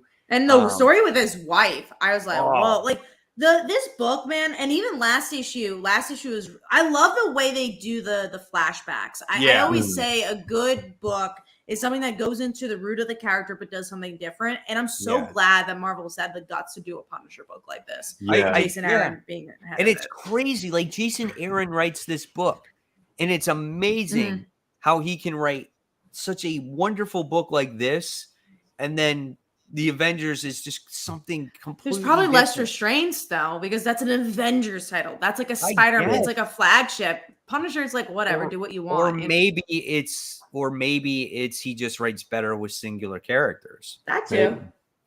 You know, but this was so well done. Overall, a phenomenal book. The artwork is gorgeous in here. You just feel both the pain artists that are he's really going through. good. Yeah, you feel the pain that he goes through in this book when he has to kill his possible, you know, resurrected kids. I mean, and then he meets up with Daredevil at the end. I mean, so good. Oh, I love this book, man. So good. All right, so now we move on to. I didn't get a chance to read this because I still haven't read issue 1, and I have it on my nightstand. The New Champions of Shazam, issue 2. This is another book that I think is a prime example of how to do a comic. I love this book. This is my favorite book on stands from between the big two. I think it's phenomenal. And it's a good like beginning, middle, and end story. It's overall, it's just a mystery story of what happened to her parents. But then you get to see the inner turmoil of how do you balance life of just being a college kid who has these responsibilities of having these younger siblings as well. And then obviously being Shazam and being the only Shazam, as the other kids are kind of jealous in a way because she has all the powers and they don't. And I actually like that Billy's not in this book. It gives a really good voice to just Mary. And everyone asking about Billy too is like, well, he abandoned us, like, fuck him. And the art is so good. You know, I feel like sometimes a really good book like this, writing wise, like the art's a little lacking. But no, the art is just as good as the writing, and I think it's a phenomenal book. I not only are they jealous, but they're like also angry because Billy left and then Mary left, and now their parents are gone, and so all the rest of them, they're going through a whole parade of emotions, and she's getting the brunt of all of it because she's the oldest and she's in charge now, and so she's trying to balance all that together. And I think the book does a really good job of balancing a little bit of the comedy with so many serious things going on around her. I actually think the weakest part of this issue was the actual action, but everything else around it was so strong, so well done. And so there wasn't much action. There's like there 3 pages of action. Right, exactly. But it was kind of boring action, you know. So But it was just there to be there. You know, we got to do something. So it reminds me a lot of Supergirl being super, like the caliber of that book. That book was really good, though. Man, it was. Man, that was a really good book. Yeah. And that's that. And they're both 4-issue miniseries. Supergirl being super a bit longer because it was bigger books, but this kind of has the same vibe to me. I hate that it's only 4 issues. Why are you giving such a good book 4 freaking issues? Yeah, I agree. All right. So let's move on to number 2. Brand, what was your number 2? The Jets, actually. Yes. Nice. Cat. Mine was Punisher. We already talked about it. Mine was actually a book I don't think either of you read. Mine was Ghost Rider issue 6. No, I don't. Yeah, and I'm not like a usual Ghost Rider fan, but ever since the beginning of this series that Benjamin Percy writes, this has been so good. You know, it all started off with Ghost Rider waking up in this town. He's married, he's got kids and everything else, but something doesn't seem right. He's got this scar in the back of his head, and eventually he winds up escaping this town, and he turns into Ghost Rider randomly and stuff like that. Well, in the last issue, he teamed up with Wolverine to do something, and now this demon is like trying to consume him, And so what happens is Wolverine winds up getting his claws and basically giving Johnny Blaze a lobotomy, and he basically takes the demon out of his head so he can actually be Ghost Rider again, to be the true Ghost Rider. Really interesting story. Love the interaction between these two characters. Again, it's kind of like a horror book, so there's a lot of gore in it as well. And this, again, it's kind of funny when you put other characters in certain books, it's like they're better than in their main book. Like Wolverine was better in this book than he was in his own book because there's an event going on right now, you know? So I love these two when they were interacting and had nothing to do with Axe Judgment Day. I love this book overall. From first issue to now, it's been absolutely outstanding.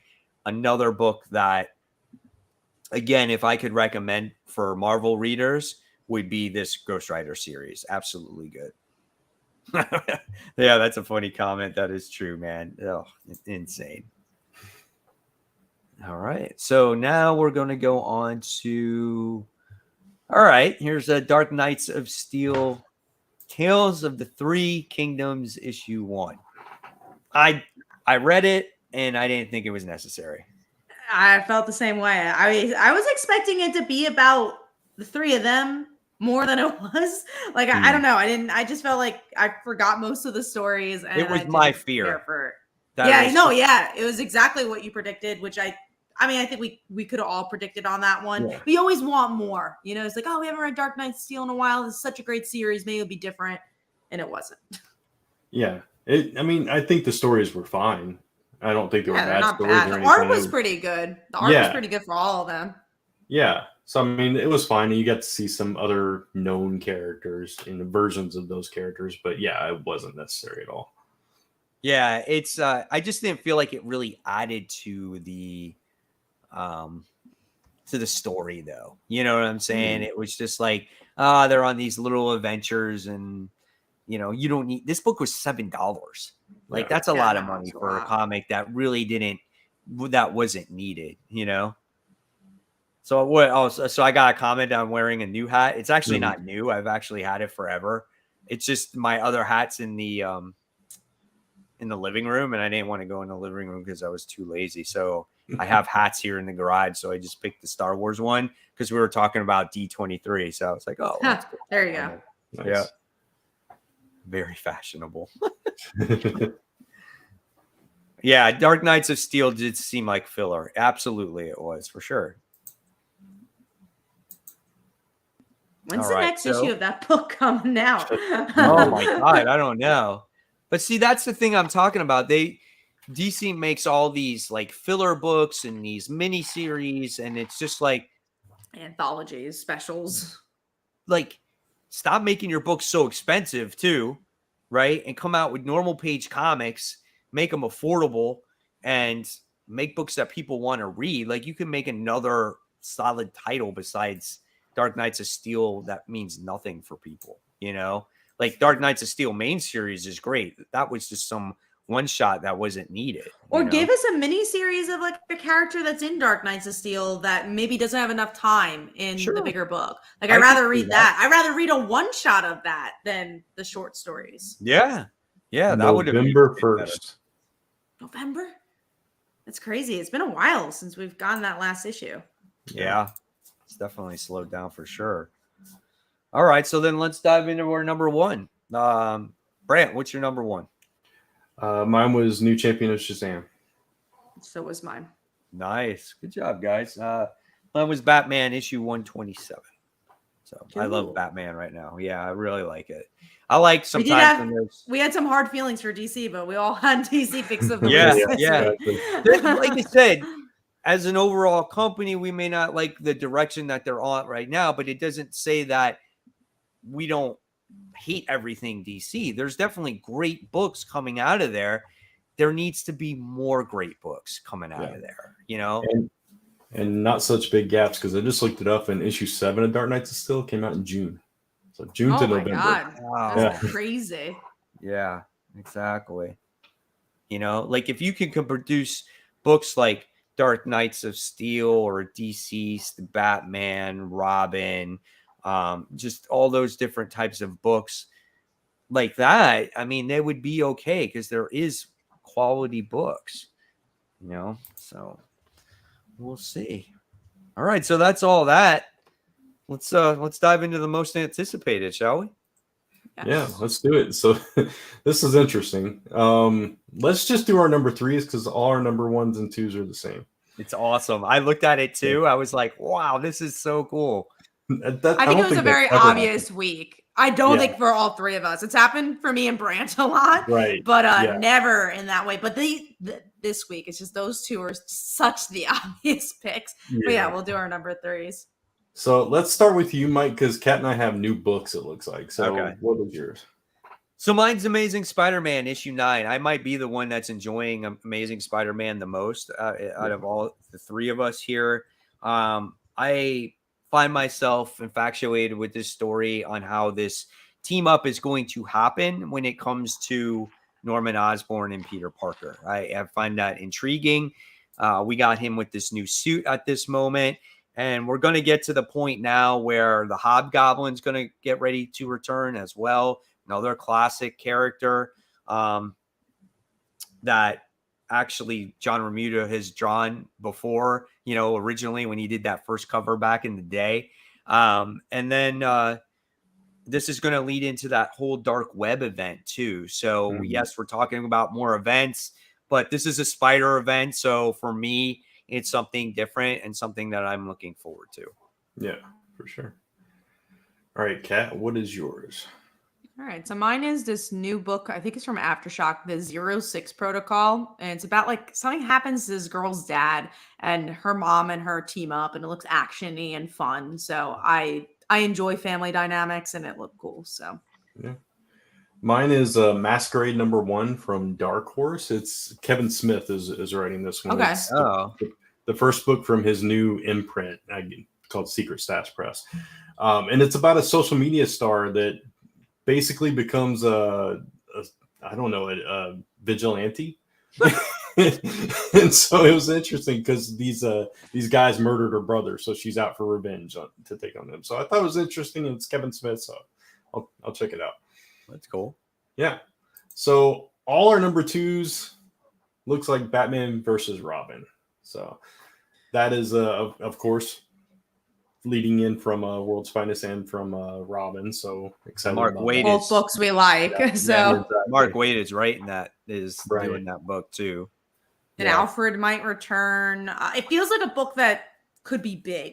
And again, we just all loved Robin so much. And I think World's Finest built into it really nicely. It doesn't just feel like this random event. It feels earned. And I love earned events. So I think it'll be good. Yeah, there's a build up to it.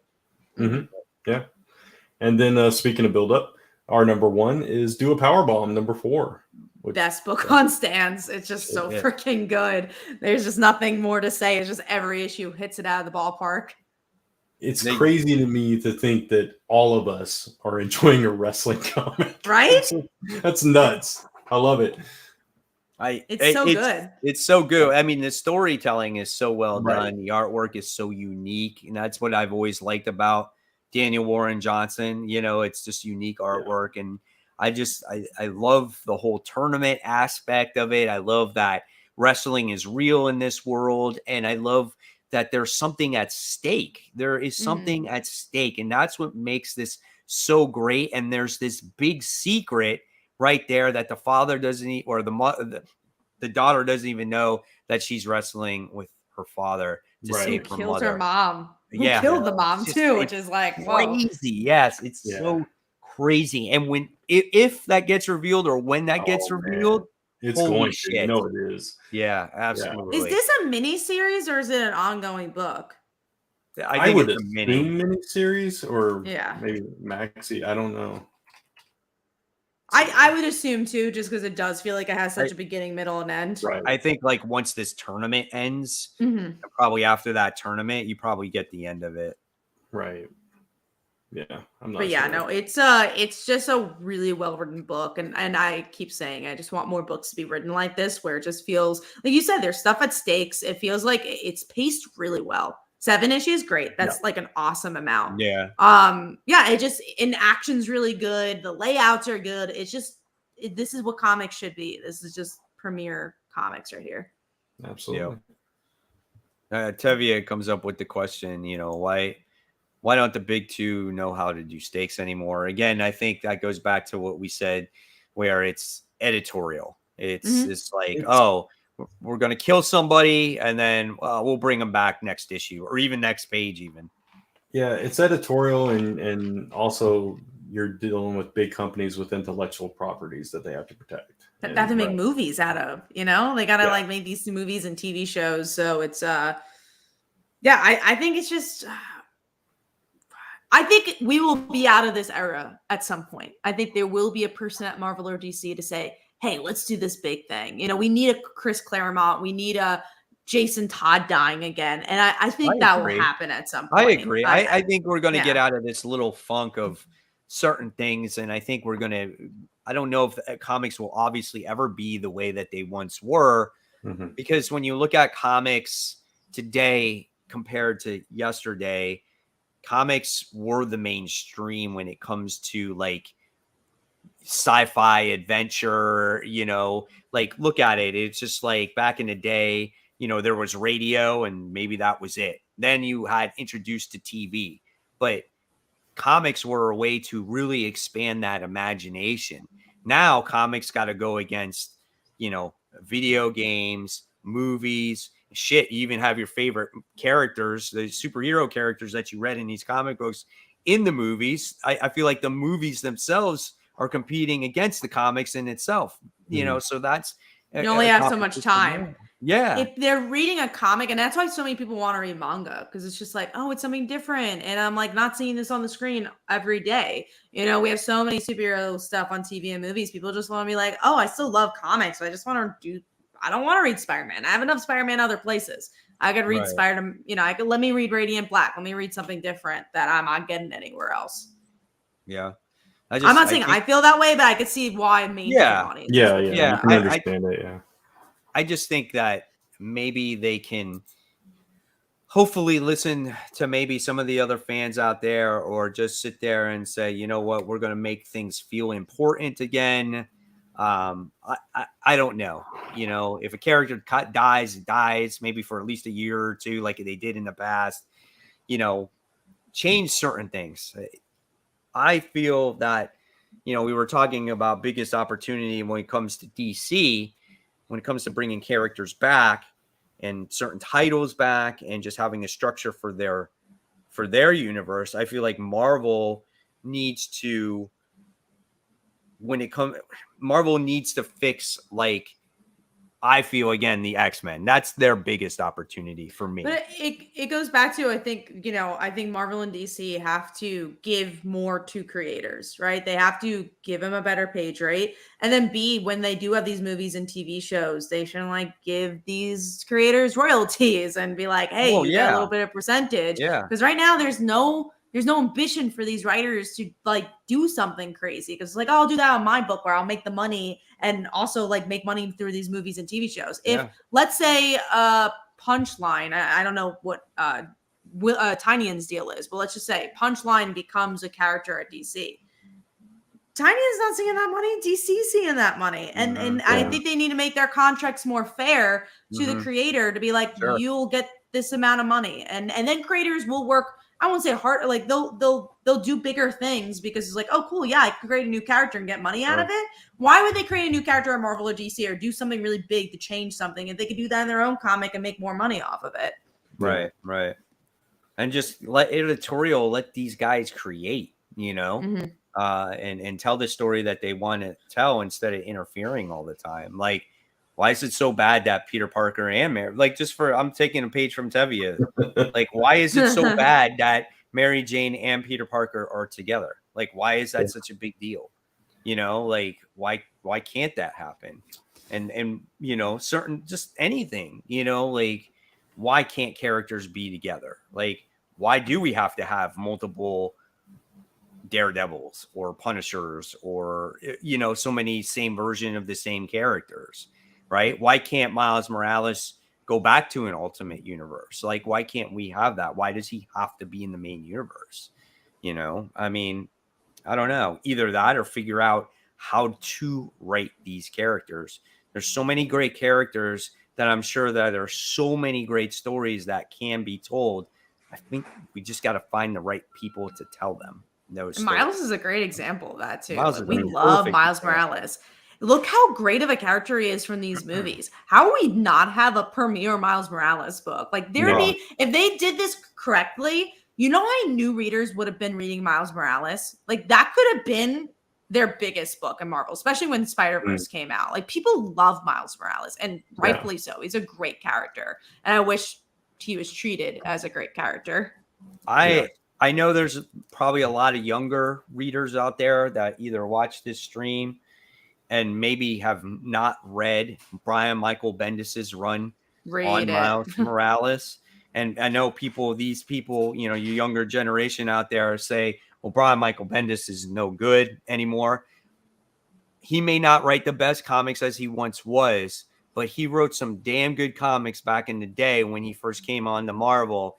And when that Ultimate Universe came out and he wrote Miles Morales, that is the Miles Morales that we all know that we wish that could come back. And he was actually written perfect until his world wound up getting destroyed. So I don't know. We need someone to write him like that again. So they need to go back, read that run from Michael Bendis and play off of that, because that was A+ stuff in my book. But it goes back to the mentality of, okay, well, how do we make Miles Morales a big character? So I don't think anyone, like, when they make a new Miles Morales book, they're not like, this is a flagship book. They're just like, yeah, this is a Miles Morales book. People are going to buy it because people like Miles Morales. They never think like premier character. Let's make this big. And I think they should look at every new book they have and think, how do we make this big? How do we make this feel like a Spider-Man book? And not obviously in tone, but like, how do we make this the biggest book that we can? And I think they should have more mentalities like that. I mean, when it comes to Miles Morales, they need to make that a big book. Like you said, like, look at the movie screen.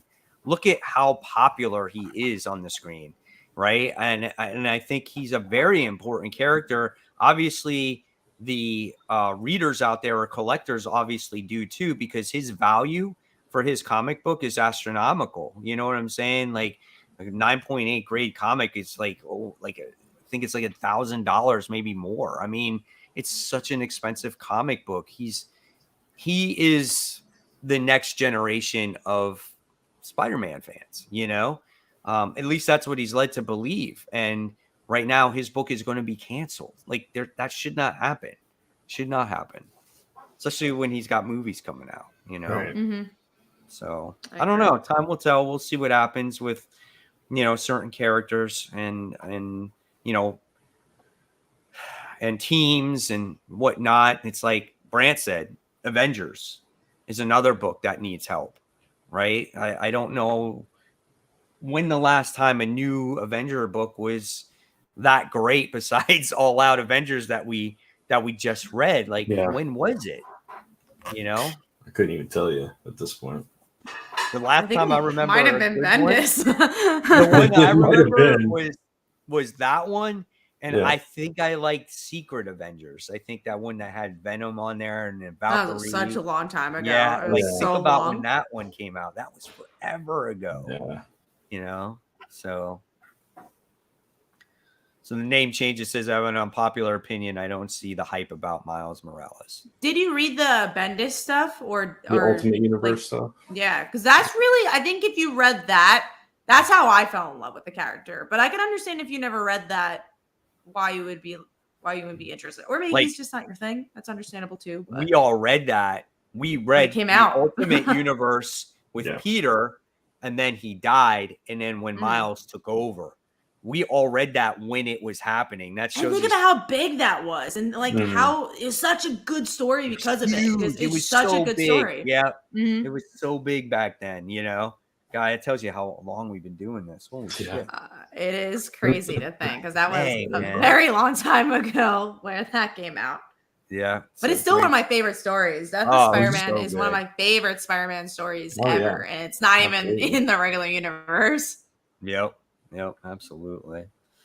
All right. Well, now that we talked about Marvel, DC, and the pros and the cons and the opportunities needed, and it obviously shows that, you know, support the indie books out there, as well as those stories are there are more great stories than ever when it comes to independent comics, whether it is on Image, Dynamite, Boom, Webtoons, Kickstarter, wherever it is that you find your indie books. There's a ton of them out there, and they're hitting it out of the park right now. And my favorite one right now is like the 8 Billion Genies and Spawn, and just there's so many good ones, man. And Brant did a video today on Radiant Black, so check that book out as well. There's a lot of great content out there.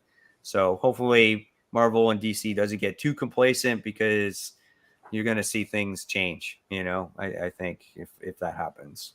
So with that being said, I think we'll sign off. You guys got anything else left? Just that I got a Kickstarter going on for pins. So it's not comics this time, but if you enjoy Slice of Life, our webtoon, we have pins now. It's going to be up for like about 2 weeks. So that'll be launching on Monday. I'll give the link if you guys want to follow it. And I'm doing workshops about Webtoon. So if you guys are interested in learning more about Webtoon, we're actually working with Webtoon Canvas to do a couple of workshops to talk about how to make a Webtoon and the nitty gritty about that. Last episode, we did how to make money on Webtoon. This week, we're doing how to jump from traditional comics to Webtoon. So go check that out on my channel, Comic Uno. Very cool. And Mike, you just mentioned my my video that went up about Radiant Black. So go check that out on Only Good Comics on YouTube, or you can go to onlygoodcomics.com. That'll take you to the YouTube channel.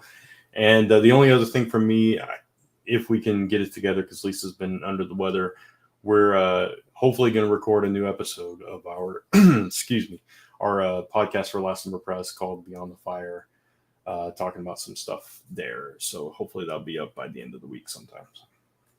Awesome. And stay tuned tomorrow for my newest comic book haul. And obviously after the poll, Worst to First, and all my other great videos I come out with throughout the week. So thank you so much, guys, for taking the time and watching this week's episode. We'll bring in another episode next week. What the theme will be then, who knows? But until then, make sure you subscribe to the YouTube channel, Comic Book Corner 2.0, and Comic Book Weekly. In fact, Comic Book Weekly, you can watch every single episode back to back to back to back to back if you have all that time in the world to do that.